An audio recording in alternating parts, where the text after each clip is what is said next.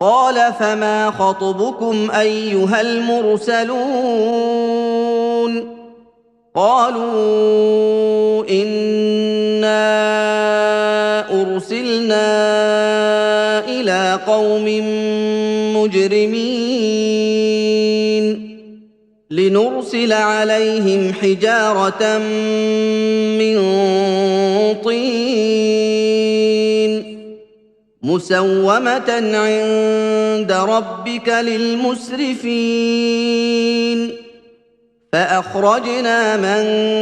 كان فيها من المؤمنين فما وجدنا فيها غير بيت من المسلمين وتركنا فيها آية للذين يخافون العذاب الأليم وفي موسى إذ أرسلناه إلى فرعون بسلطان مبين فتولى بركنه وقال ساحر أو مجنون فأخذناه وجنوده فنبذناهم في اليم وهو مليم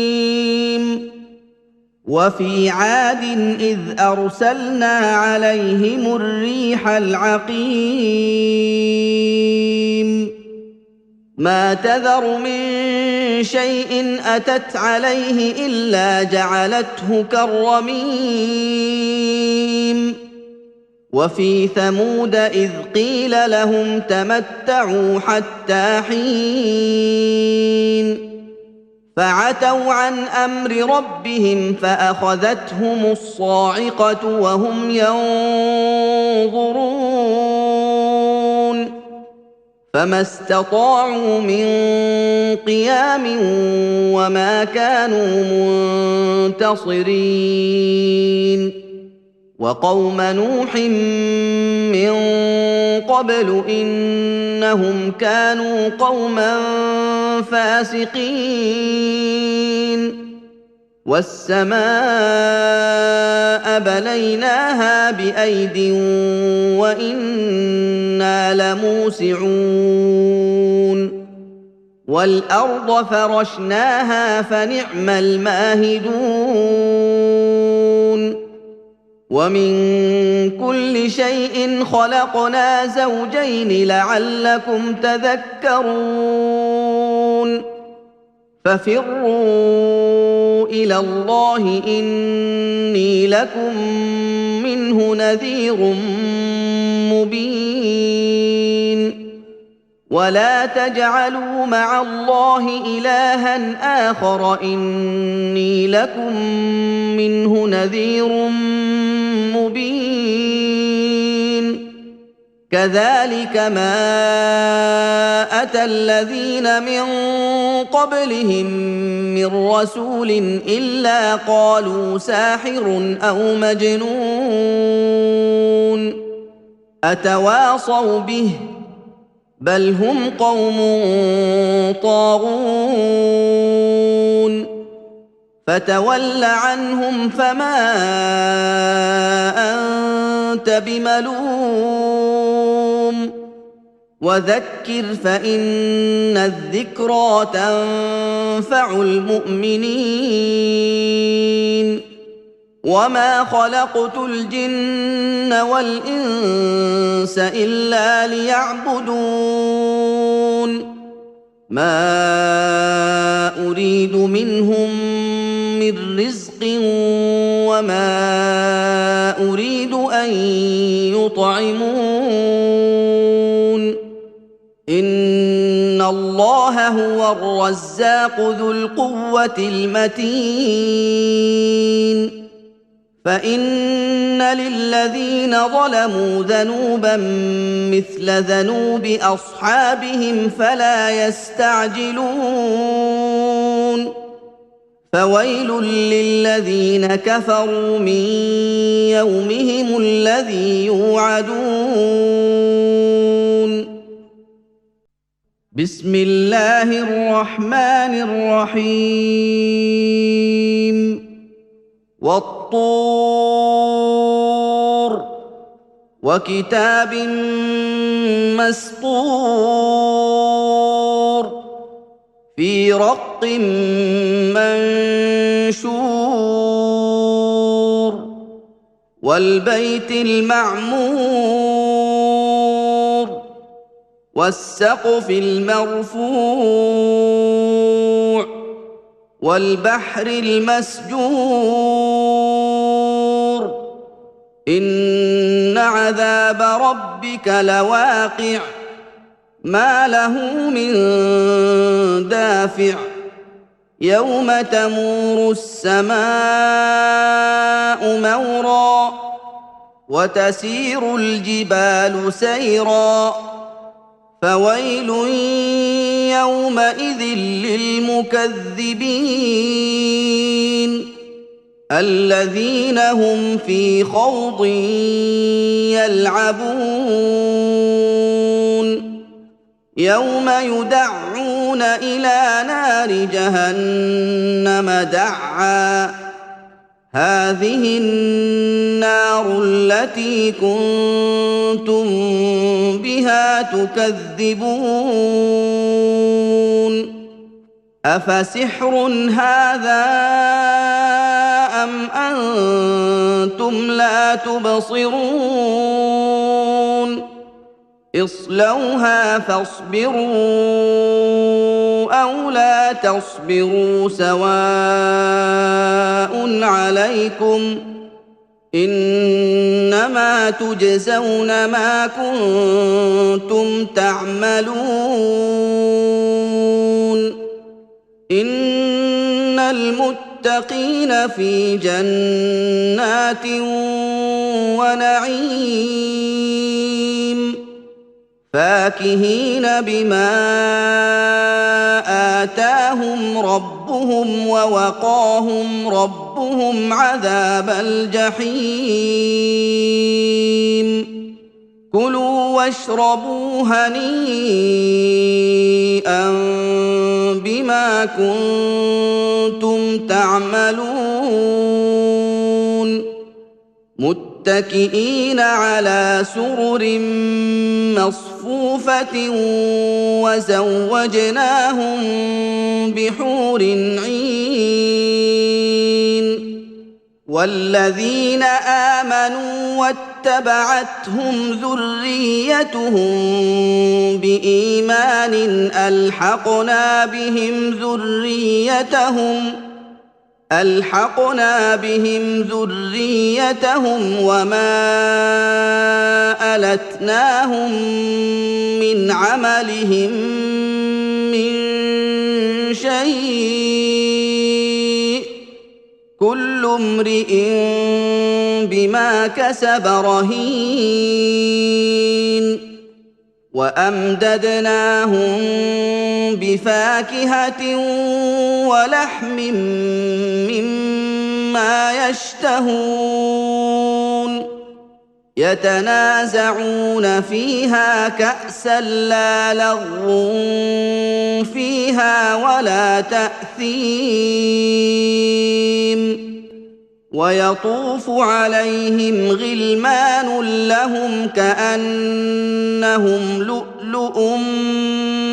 مَّكْنُونٌ وَأَقْبَلَ بَعْضُهُمْ عَلَىٰ بَعْضٍ يَتَسَاءَلُونَ قَالُوا إِنَّا كُنَّا قَبْلُ فِي أَهْلِنَا مُشْفِقِينَ فَمَنَّ اللَّهُ عَلَيْنَا وَوَقَانَا عَذَابَ السَّمُومِ إِنَّا كُنَّا مِن قَبْلُ نَدْعُوهُ إِنَّهُ هُوَ الْبَرُّ الرَّحِيمُ فَذَكِّرْ فَمَا أَنتَ بِنِعْمَةِ رَبِّكَ بِكَاهِنٍ وَلَا مَجْنُونٍ أَمْ يَقُولُونَ يقولون شاعر نتربص به ريب المنون قل تربصوا فإني معكم من المتربصين أم تأمرهم أحلامهم بهذا أم هم قوم طاغون أم يقولون تقوله بل لا يؤمنون فليأتوا بحديث مثله إن كانوا صادقين أم خلقوا من غير شيء أم هم الخالقون أم خلقوا السماوات والأرض بل لا يوقنون أم عندهم خزائن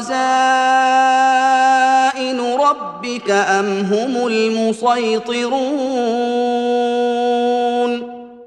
أم لهم سلم يستمعون فيه فليأت مستمعهم بسلطان مبين أم له البنات ولكم البنون أم تسألهم أجرا فهم من مغرم مثقلون أم عندهم الغيب فهم يكتبون أم يريدون كيدا فالذين كفروا هم المكيدون أم لهم إله غير الله سبحان الله عما يشركون وإن يروا كسفا من السماء ساقطا يقولوا سحاب مركوم فذرهم حتى يلاقوا يومهم الذي فيه يصعقون يوم لا يغني عنهم كيدهم شيئا ولا هم ينصرون وإن للذين ظلموا عذابا دون ذلك ولكن أكثرهم لا يعلمون واصبر لحكم ربك فإنك بأعيننا وسبح بحمد ربك حين تقوم ومن الليل فسبحه وإدبار النجوم بسم الله الرحمن الرحيم والنجم إذا هوى ما ضل صاحبكم وما غوى وما ينطق عن الهوى إن هو إلا وحي يوحى علمه شديد القوى ذو مرة فاستوى وهو بالأفق الأعلى ثم دنا فتدلى فكان قاب قوسين أو أدنى فأوحى إلى عبده ما أوحى ما كذب الفؤاد ما رأى أفتمارونه على ما يرى وَلَقَدْ رَآهُ نَزْلَةً أُخْرَىٰ عِندَ سِدْرَةِ الْمُنتَهَىٰ عِندَهَا جَنَّةُ الْمَأْوَىٰ إِذْ يَغْشَى السِّدْرَةَ مَا يَغْشَىٰ مَا زَاغَ الْبَصَرُ وَمَا طَغَىٰ لَقَدْ رَأَىٰ مِنْ آيَاتِ رَبِّهِ الْكُبْرَىٰ أَفَرَأَيْتُمُ اللَّاتَ وَالْعُزَّىٰ وَمَنَاةَ الثَّالِثَةَ الْأُخْرَىٰ أَلَكُمُ الذَّكَرُ وَلَهُ الْأُنثَىٰ تِلْكَ إِذًا قِسْمَةٌ ضِيزَىٰ إِنْ هِيَ إِلَّا أَسْمَاءٌ سَمَّيْتُمُوهَا أَنتُمْ وَآبَاؤُكُم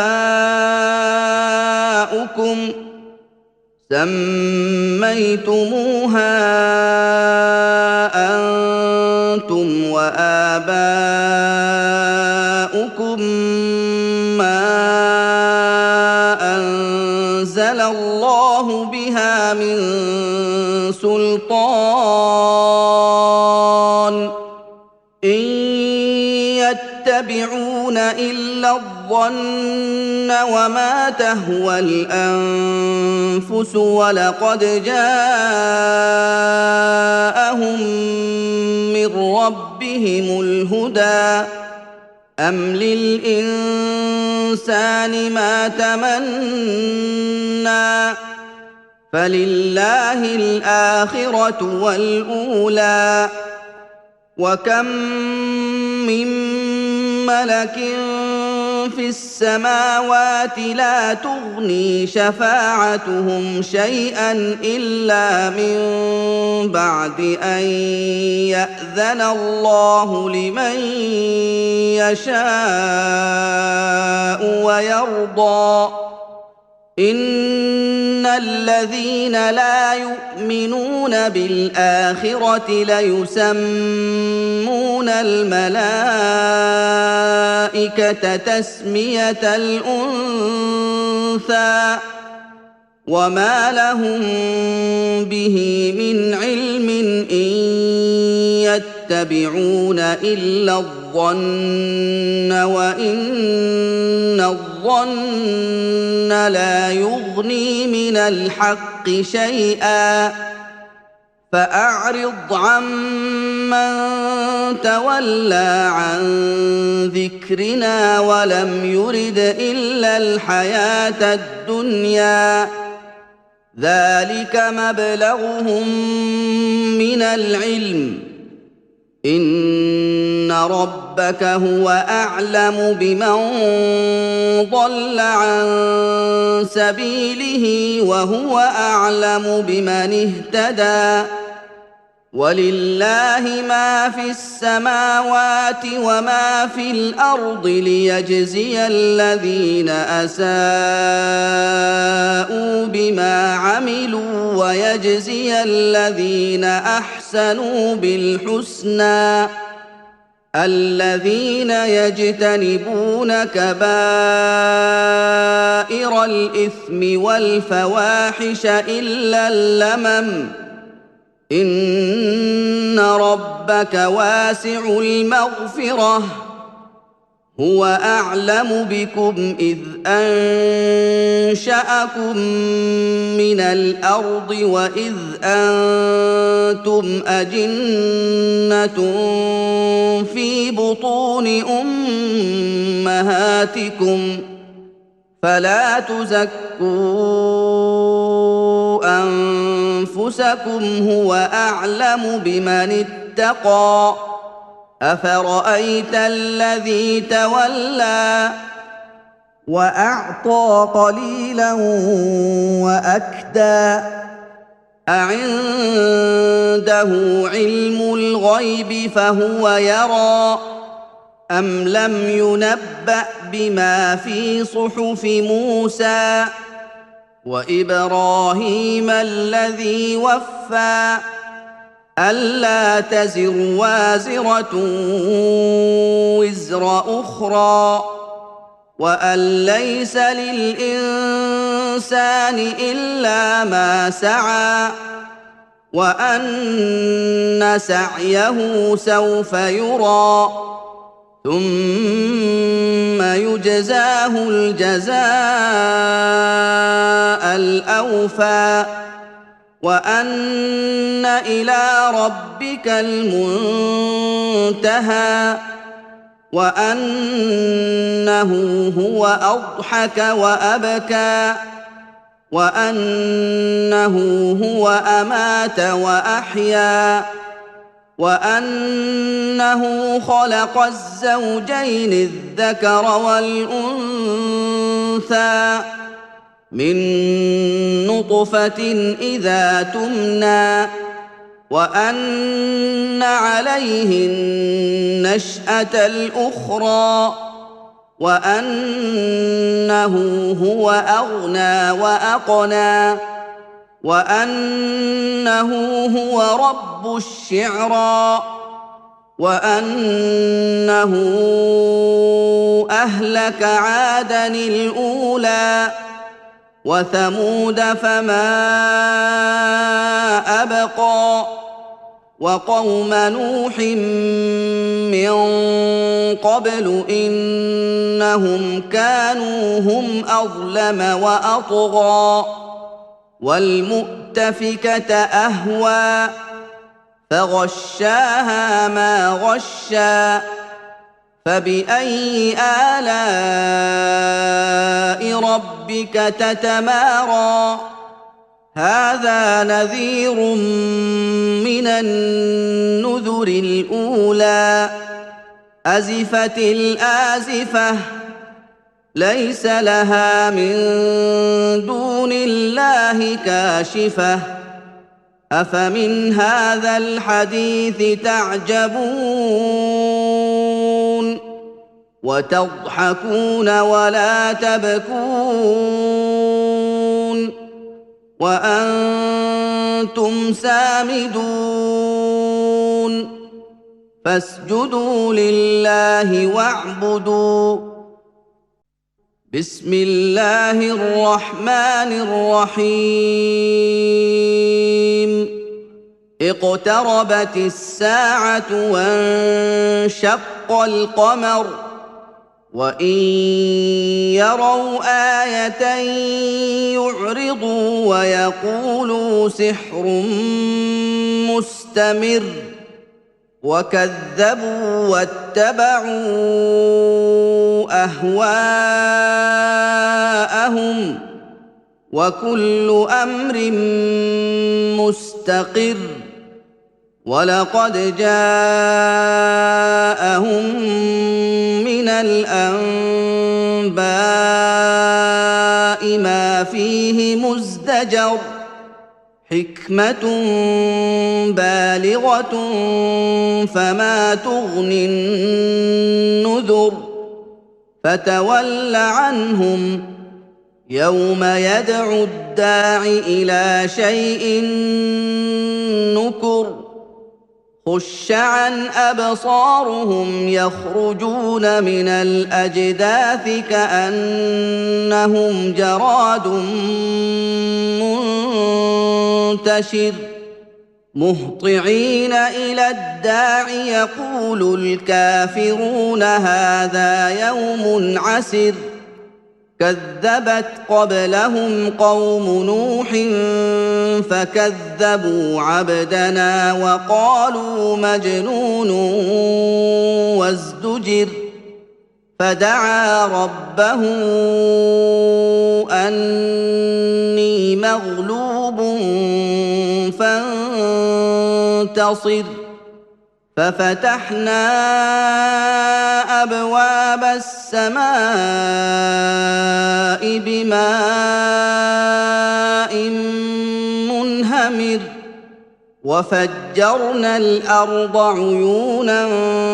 فالتقى الماء على امر قد قدر وحملناه على ذات الواح ودسر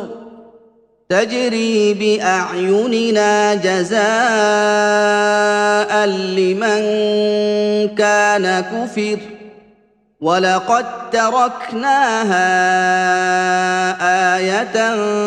فهل من مدكر فكيف كان عذابي ونذر ولقد يسرنا القرآن للذكر فهل من مدكر كذبت عاد فكيف كان عذابي ونذر إنا أرسلنا عليهم ريحا صرصرا في يوم نحس مستمر تنزع الناس كأنهم أعجاز نخل منقعر فكيف كان عذابي ونذر ولقد يسرنا القرآن للذكر فهل من مدكر كذبت ثمود بالنذر فقالوا أبشرا منا واحدا نتبعه إنا إذا لفي ضلال وسعر أألقي الذكر عليه من بيننا بل هو كذاب أشر سيعلمون غدا من الكذاب الأشر إنا مرسل الناقة فتنة لهم فارتقبهم واصطبر ونبئهم أن الماء قسمة بينهم كل شرب محتضر فنادوا صاحبهم فتعاطى فعقر فكيف كان عذابي ونذر إنا أرسلنا عليهم صيحة واحدة فكانوا كهشيم المحتضر ولقد يسرنا القرآن للذكر فهل من مدكر كذبت قوم لوط بالنذر إنا أرسلنا عليهم حاصبا إلا آل لوط نجيناهم بسحر نعمة من عندنا كذلك نجزي من شكر ولقد أنذرهم بطشتنا فتماروا بالنذر ولقد راودوه عن ضيفه فطمسنا أعينهم فذوقوا عذابي ونذر ولقد صبحهم بكرة عذاب مستقر فذوقوا عذابي ونذر ولقد يسرنا القرآن للذكر فهل من مدكر ولقد جاء آل فرعون النذر كذبوا بآياتنا كلها فأخذناهم أخذ عزيز مقتدر أكفاركم خير من أولئكم أم لكم براءة في الزبر أم يقولون نحن جميع منتصر سيهزم الجمع ويولون الدبر بل الساعة موعدهم والساعة أدهى وأمر إن المجرمين في ضلال وسعر يوم يسحبون في النار على وجوههم ذوقوا مس سقر إنا كل شيء خلقناه بقدر وما أمرنا إلا واحدة كلمح بالبصر ولقد أهلكنا أشياعكم فهل من مدكر وكل شيء فعلوه في الزبر وكل صغير وكبير مستطر إن المتقين في جنات ونهر في مقعد صدق عند مليك مقتدر بسم الله الرحمن الرحيم الرحمن علم القرآن خلق الإنسان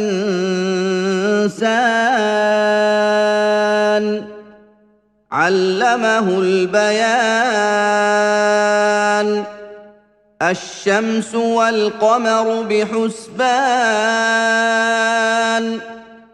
والنجم والشجر يسجدان والسماء رفعها ووضع الميزان ألا تطغوا في الميزان وأقيموا الوزن بالقسط ولا تخسروا الميزان والأرض وضعها للأنام فيها فاكهة والنخل ذات الأكمام والحب ذو العصف والريحان فبأي آلاء ربكما تكذبان خلق الإنسان من صلصال كالفخار وخلق الجان من مارج من نار فبأي آلاء ربكما تكذبان رب المشرقين ورب المغربين فبأي آلاء ربكما تكذبان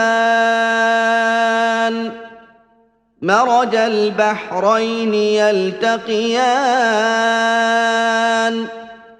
بينهما برزخ لا يبغيان فبأي آلاء ربكما تكذبان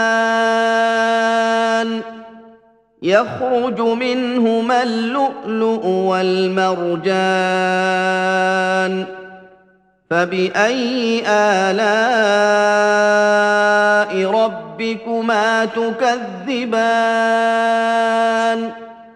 وله الجوار المنشآت في البحر كالأعلام فبأي آلاء ربكما تكذبان كل من عليها فان ويبقى وجه ربك ذو الجلال والإكرام فبأي آلاء ربكما تكذبان يسأله من في السماوات والأرض كل يوم هو في شأن فبأي آلاء ربكما تكذبان سنفرغ لكم أيها الثقلان فبأي آلاء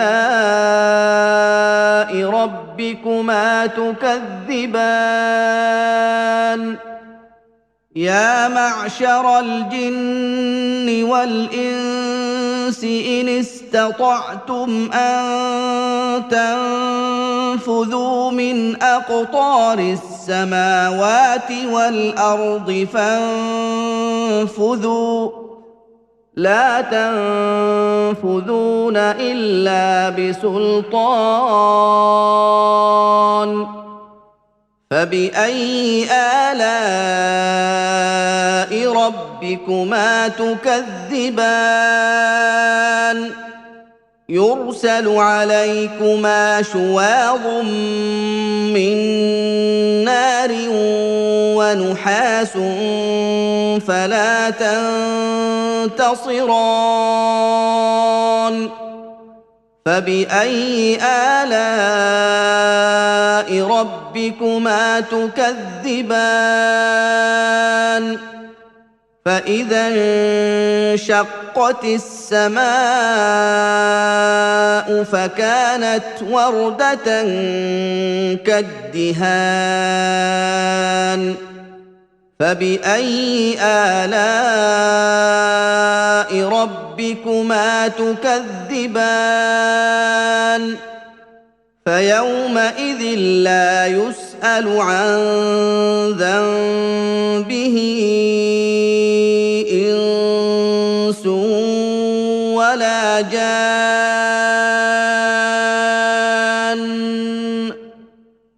فبأي آلاء ربكما تكذبان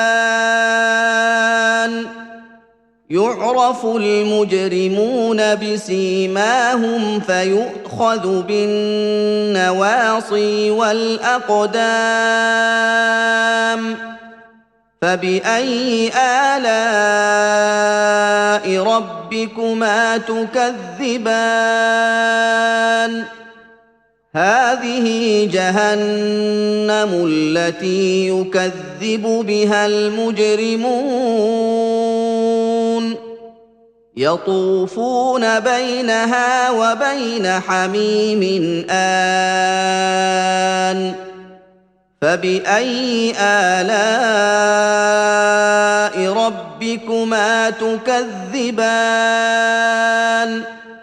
ولمن خاف مقام ربه جنتان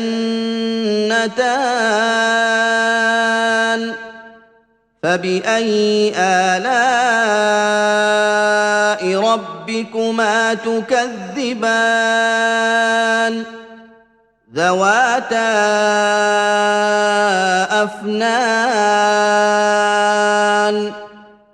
فبأي آلاء ربكما تكذبان فيهما عينان تجريان فبأي آلاء ربكما تكذبان فيهما من كل فاكهة زوجان فبأي آلاء ربكما تكذبان متكئين على فرش بطائنها من استبرق وجنى الجنتين دان فبأي آلاء ربكما تكذبان فيهن قاصرات الطرف لم يطمثهن إنس قبلهم ولا جان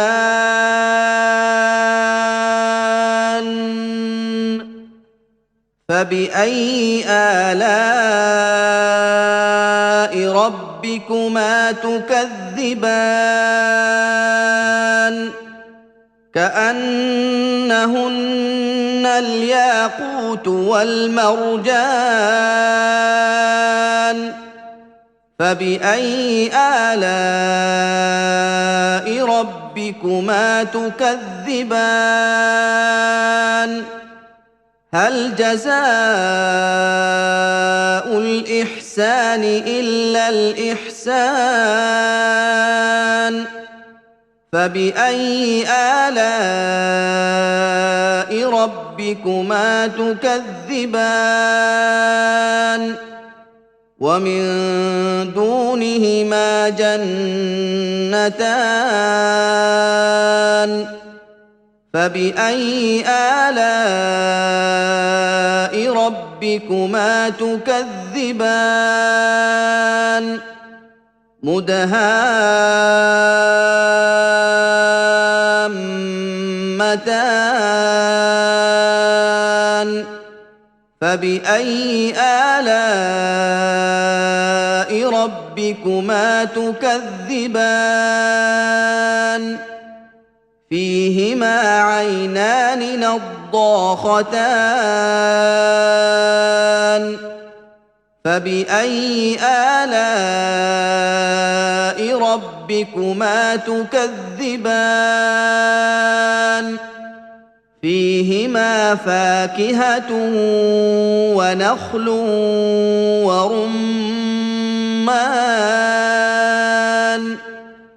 فبأي آلاء ربكما تكذبان فيهن خيرات حسان فبأي آلاء ربكما تكذبان حور مقصورات في الخيام فبأي آلاء ربكما تكذبان لم يطمثهن إنس قبلهم ولا جان فبأي آلاء ربكما تكذبان متكئين على رفرف خضر وعبقري حسان فبأي آلاء ربكما تكذبان تبارك اسم ربك ذي الجلال والإكرام بسم الله الرحمن الرحيم إذا وقعت الواقعة ليس لوقعتها كاذبة خافضة رافعة إذا رجت الأرض رجا وبست الجبال بسا فكانت هباء منبثا وكنتم أزواجا ثلاثة فأصحاب الميمنة ما أصحاب الميمنة وأصحاب المشأمة ما أصحاب المشأمة والسابقون السابقون أولئك المقربون في جنات النعيم ثلة من الأولين وقليل من الآخرين على سرر موضونة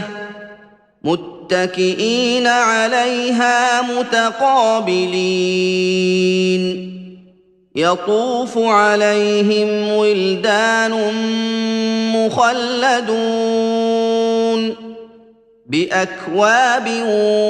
وأباريق وكأس من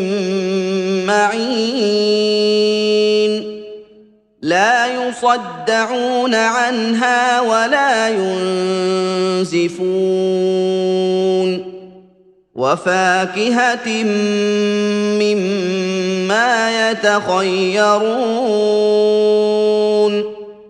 ولحم طير مما يشتهون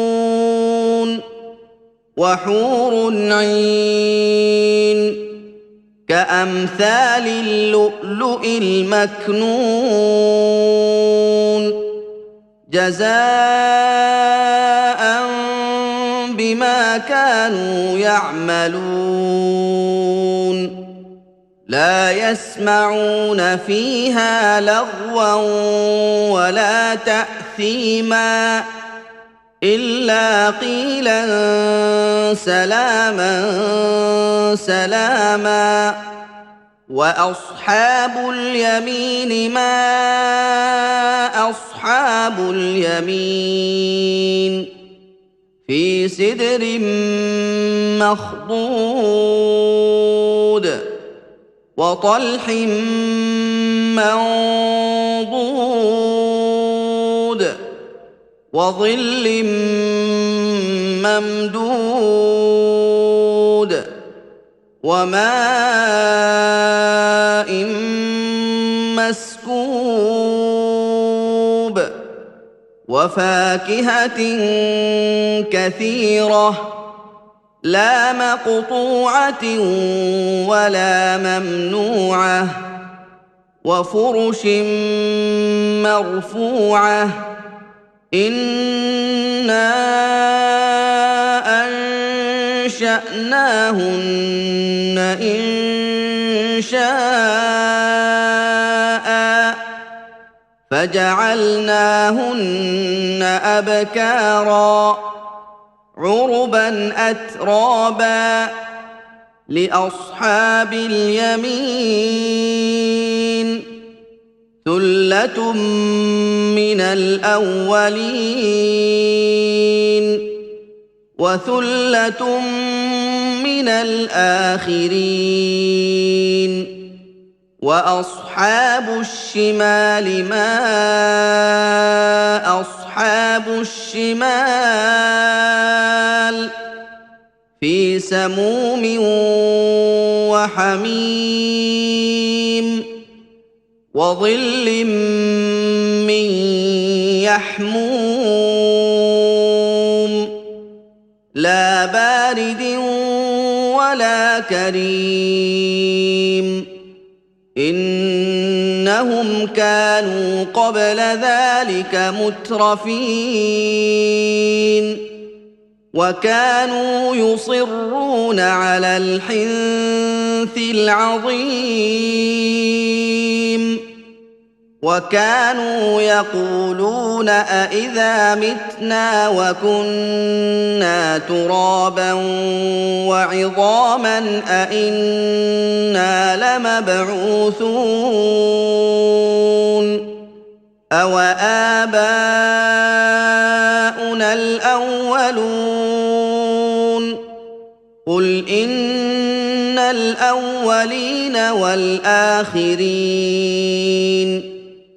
لمجموعون إلى ميقات يوم معلوم ثم إنكم أيها الضالون المكذبون لآكلون من شجر من زقوم فمالئون منها البطون فشاربون عليه من الحميم فشاربون شرب الهيم هذا نزلهم يوم الدين نحن خلقناكم فلولا تصدقون أفرأيتم ما تمنون أأنتم تخلقونه أم نحن الخالقون نحن قدرنا بينكم الموت وما نحن بمسبوقين على أن نبدل أمثالكم وننشئكم فيما لا تعلمون ولقد علمتم النشأة الأولى فلولا تذكرون أفرأيتم ما تحرثون أأنتم تزرعونه أم نحن الزارعون لو نشاء لجعلناه حطاما فظلتم تفكهون إنا لمغرمون بل نحن محرومون أفرأيتم الماء الذي تشربون أأنتم أنزلتموه من المزن أم نحن المنزلون لو نشاء جعلناه أجاجا فلولا تشكرون أفرأيتم النار التي تورون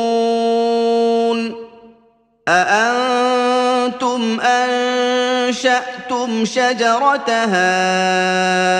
أم نحن المنشئون نحن جعلناها تذكرة ومتاعا للمقوين فسبح باسم ربك العظيم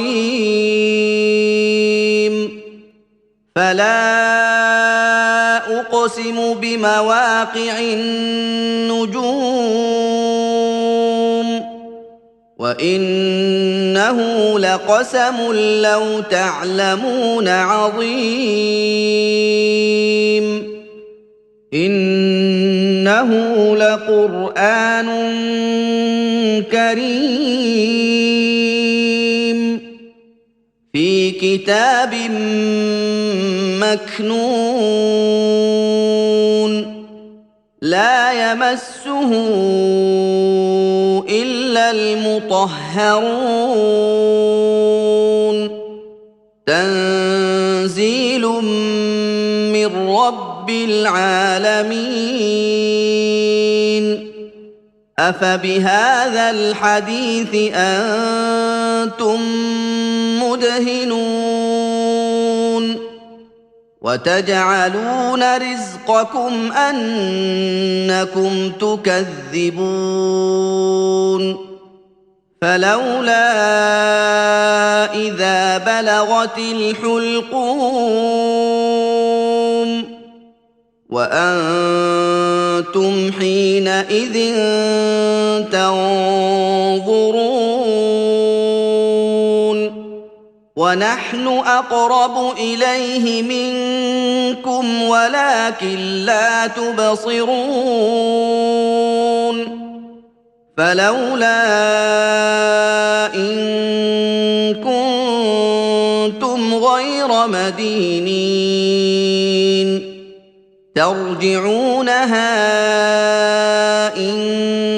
كنتم صادقين فأما إن كان من المقربين فروح وريحان وجنة نعيم وأما إن كان من أصحاب اليمين فسلام لك من أصحاب اليمين وأما إن كان من المكذبين الضالين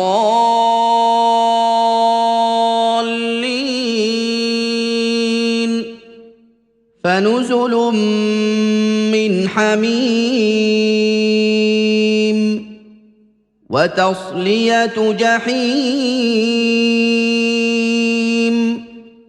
إن هذا لهو حق اليقين فسبح باسم ربك العظيم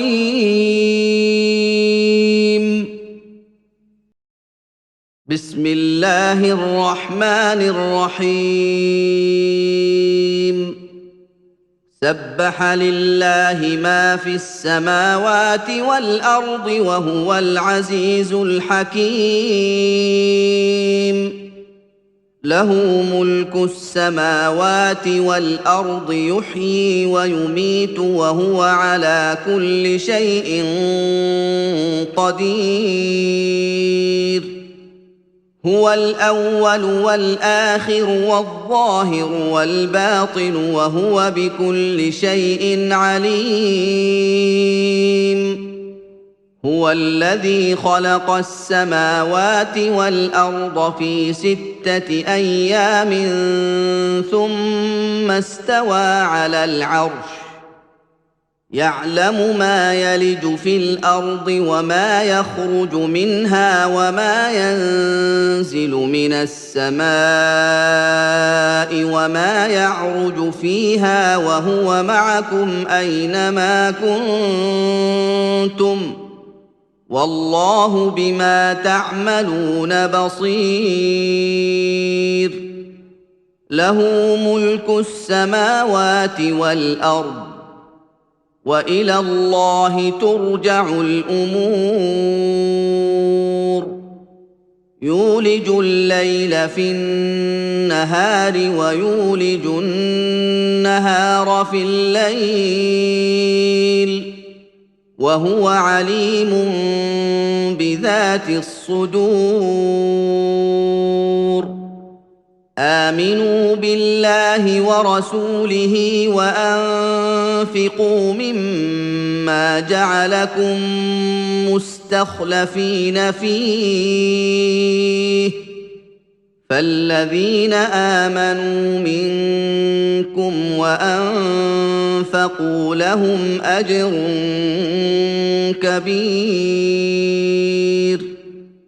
وما لكم لا تؤمنون بالله والرسول يدعوكم لتؤمنوا بربكم وقد أخذ ميثاقكم إن كنتم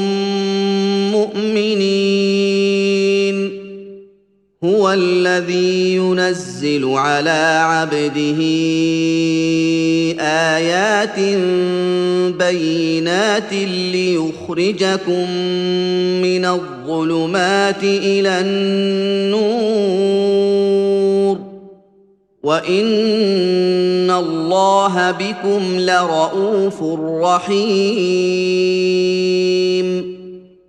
وما لكم ألا تنفقوا في سبيل الله ولله ميراث السماوات والأرض لا يستوي منكم من أنفق من قبل الفتح وقاتل أولئك أعظم درجة من الذين أنفقوا من بعد وقاتلوا وكلا وعد الله الحسنى والله بما تعملون خبير من ذا الذي يقرض الله قرضا حسنا فيضاعفه له وله أجر كريم يوم ترى المؤمنين والمؤمنات يسعى نورهم بين أيديهم وبأيمانهم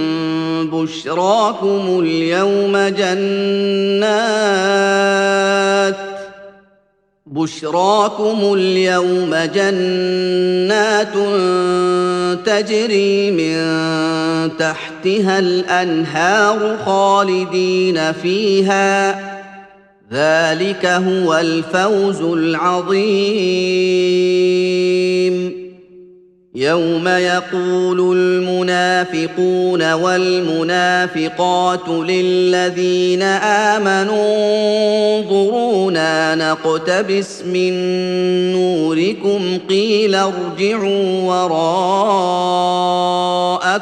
فالتمسوا نورا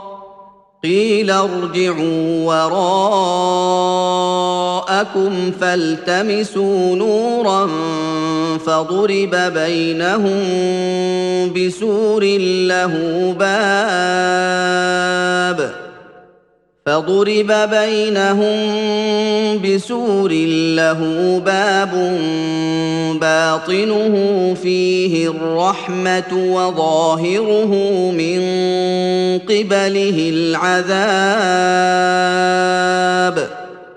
ينادونهم ألم نكن معكم قالوا بلى ولكنكم فتنتم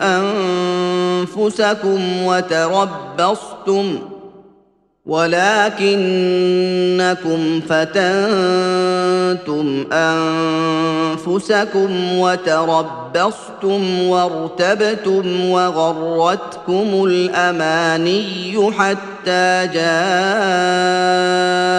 أمر الله وغركم بالله الغرور فاليوم لا يؤخذ منكم فدية ولا من الذين كفروا مأواكم النار هي مولاكم وبئس المصير ألم يأن للذين آمنوا أن تخشع قلوبهم لذكر الله وما نزل من الحق ولا يكونوا كالذين أوتوا الكتاب من قبل ولا يكونوا كالذين أوتوا الكتاب من قبل فطال عليهم الأمد فقست قلوبهم وكثير منهم فاسقون اعلموا أن الله يحيي الأرض بعد موتها قد بينا لكم الآيات لعلكم تعقلون إن المصدقين والمصدقات وأقرضوا الله قرضا حسنا يضاعف لهم ولهم أجر كريم والذين آمنوا بالله ورسله أولئك هم الصديقون والشهداء عند ربهم لهم أجرهم ونورهم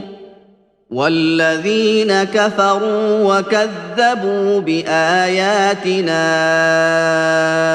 أولئك أصحاب الجحيم اعلموا أنما الحياة الدنيا لعب ولهو وزينة وتفاخر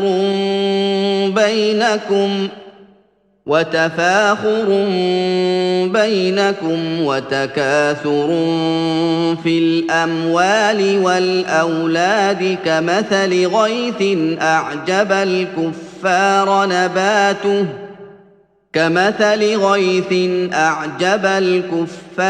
نباته ثم يهيج فتراه مصفرا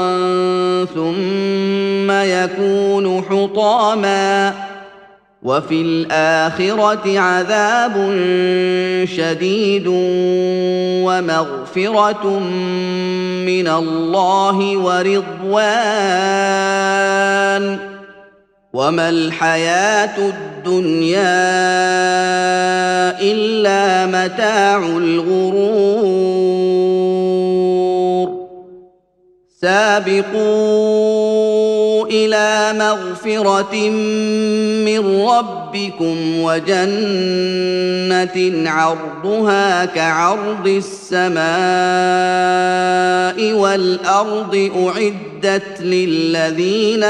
آمنوا بالله ورسله ذلك فضل الله يؤتيه من يشاء والله ذو الفضل العظيم ما أصاب من مصيبة في الأرض ولا في أنفسكم إلا في كتاب من قبل أن نبرأها إن ذلك على الله يسير لكي لا تأسوا على ما فاتكم ولا تفرحوا بما آتاكم والله لا يحب كل مختال فخور الذين يبخلون ويأمرون الناس بالبخل ومن يتول فإن الله هو الغني الحميد لقد أرسلنا رسلنا بالبينات وأنزلنا معهم الكتاب والميزان ليقوم الناس بالقسط وأنزلنا وأنزلنا الحديد فيه بأس شديد ومنافع للناس وليعلم الله من ينصره ورسله بالغيب إن الله قوي عزيز. ولقد أرسلنا نوحا وإبراهيم وجعلنا في ذريتهما النبوة والكتاب فمنهم مهتد وكثير منهم فاسقون.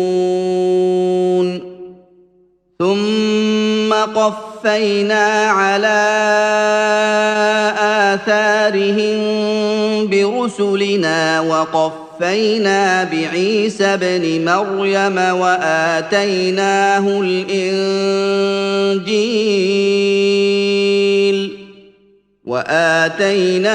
الإنجيل وجعلنا في قلوب الذين اتبعوه رأفة ورحمة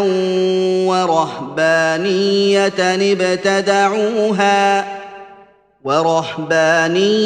ابتدعوها ما كتبناها عليهم إلا ابتغاء رضوان الله فما رعوها حق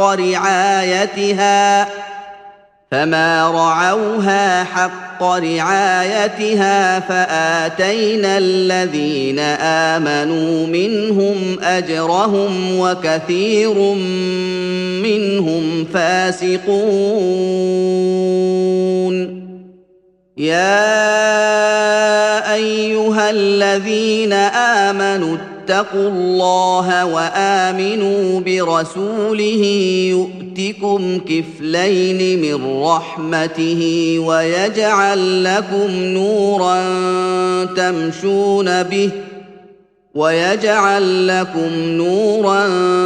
تمشون به ويغفر لكم والله غفور رحيم. لئلا يعلم أهل الكتاب ألا يقدرون على شيء من فضل الله وأن الفضل بيد الله يؤتيه من يشاء والله ذو الفضل العظيم.